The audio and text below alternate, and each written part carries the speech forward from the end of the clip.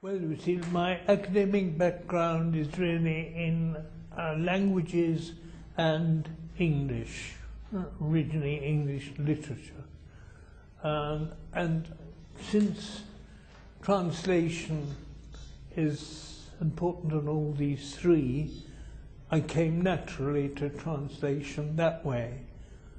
I've also always been attracted by translation, as I've had to use it both orally, I'm using translation in its generic sense, and in writing. Translation, however, is particularly concerned with writing, and I think that I write more naturally than I speak. That may surprise you, but I think translation and writing are closer to thought, thinking, than speaking. Well, to me, and I emphasize only to me, the essence of translation is transferring the full meaning of a text from one language to another language for a similar audience, readership rather.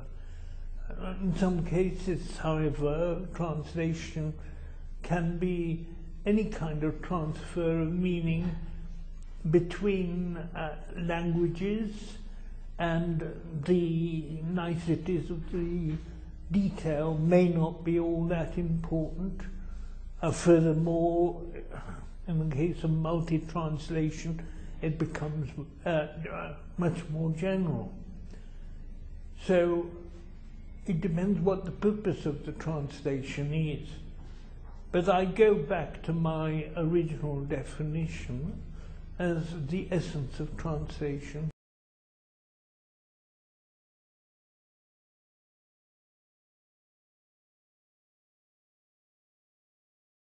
Translation was only seen as a subset of linguistics, I would say, by certain writers such as Snyder and Catford, and that's therefore only English, perhaps Moulin too.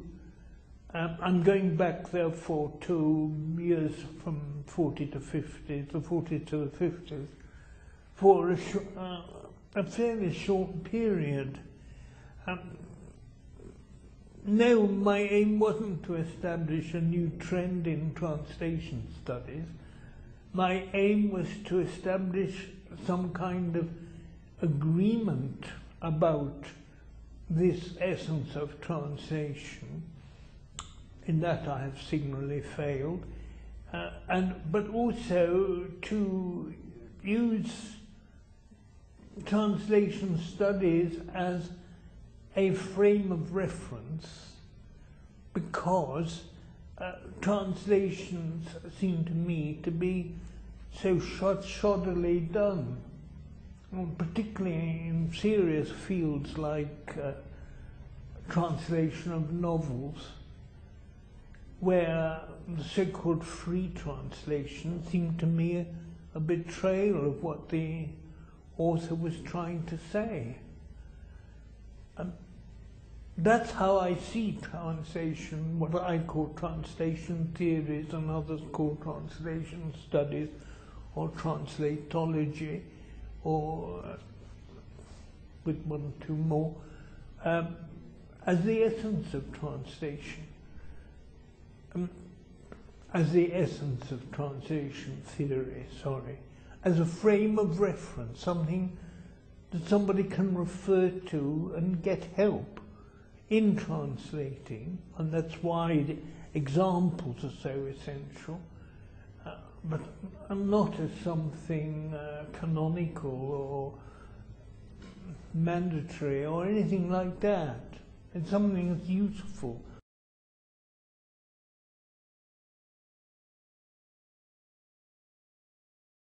It seems to me the whole point of producing any theories of translation as I see it, you need separate theories for translation and metaphor, or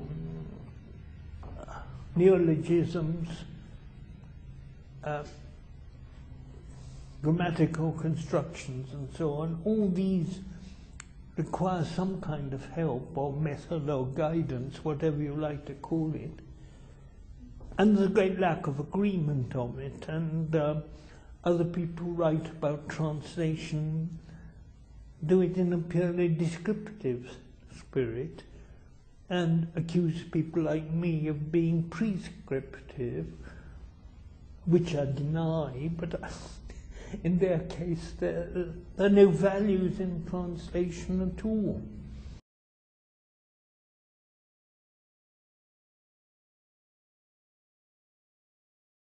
There being such a obvious distinction between what I call literary and non-literary translation, I would say that in non-literary translation, which might be specialized translation, technical translation, information translation, there's you have a wide variety of choices, and particularly now when the translation in so many cases is multi-translation.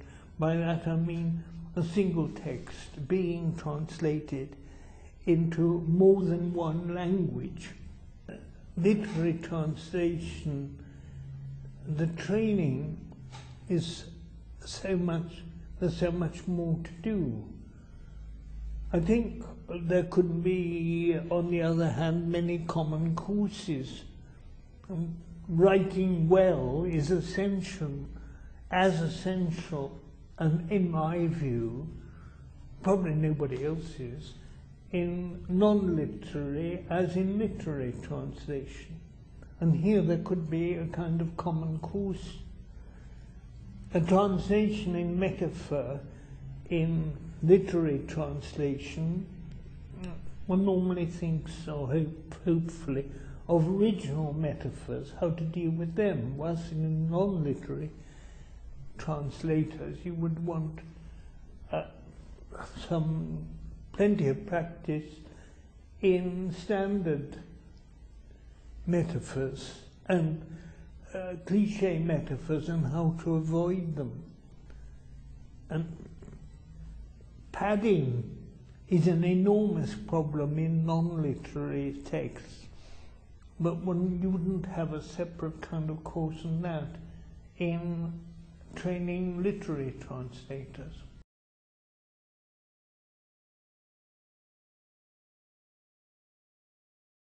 Good writing is I'll do it a different way, how somebody who has a sharp mind is reflected on paper. In other words, the reflection of often sharp distinctions in an agreeable and euphonious manner, whether it's literary or non-literary. That is, it must sound well, and certainly it must read fluently. The word smoothly I mistrust, because I don't like smooth people, or maybe that's one reason.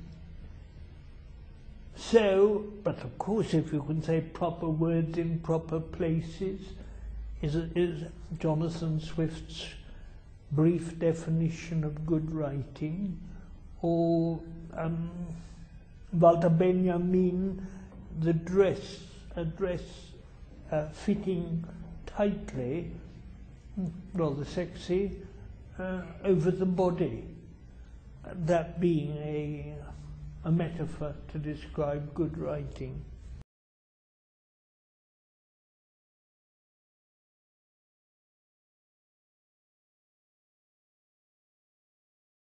I'm saying that acronyms, as long as they are explained for the first time and a reasonable amount of repetition within the text, I think they're indispensable. You can't go on saying the thing over and over again. What I dislike is acronym being used purely for prestige, which is common in many advertisements, for many products. So you go on using the acronym until everyone accepts them.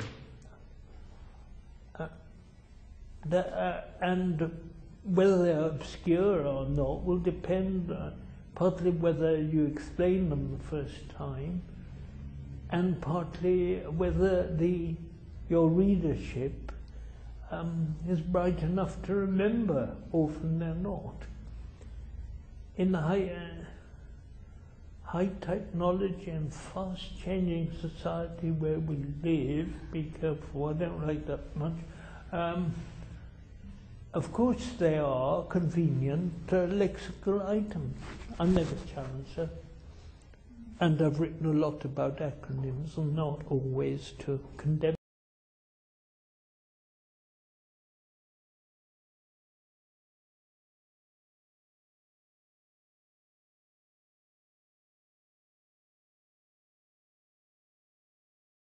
Well, essentially in the way that I have mentioned, that is, for literary text, you think of original metaphors and the effect they have, their connotations, and normally you translate them what I call straight, although there's a risk that the readership won't understand them.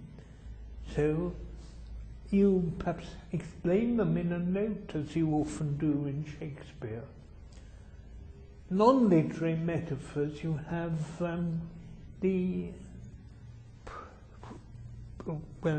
non-literary metaphors, you have all kinds of cliches, and it's often kinder to eliminate the cliches or tidy them up a bit so that they have more effect on the readership. You may remember that the Israeli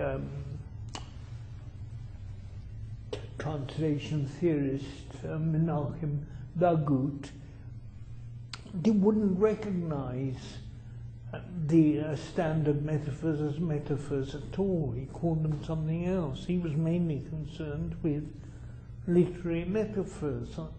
I think that was a bit misleading, but it was a brilliant article and justified.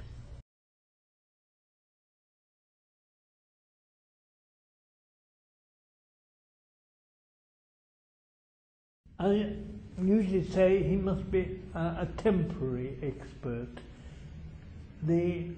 Normally the translator must understand the text sometimes in quite general terms, but still must know what is going on, must look up all these words, and again, normally what happens is that the translator is well read in his specialism, if he claims in that.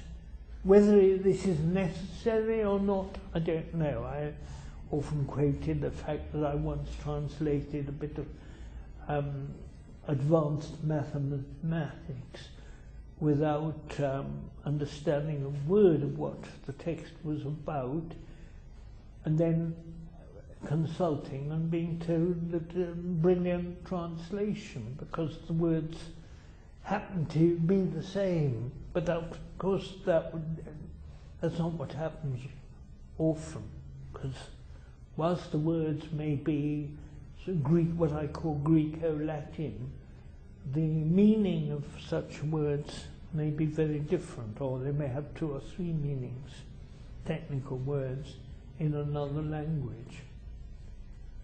So my short answer is, as I say, that a temporary expert in the sense of understanding what is translating.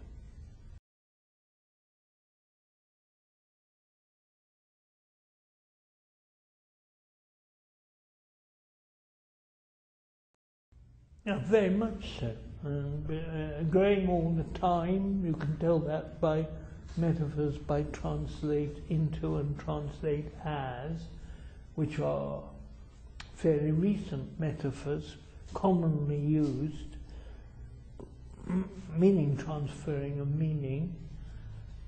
You can see it by the new techniques, the new modes of translation, such as surtitling and multi-translation, which is now a huge business that tends to dominate non-literary translation. You can see it in the increase in nation states and international organizations. So it is this growth it won't stop.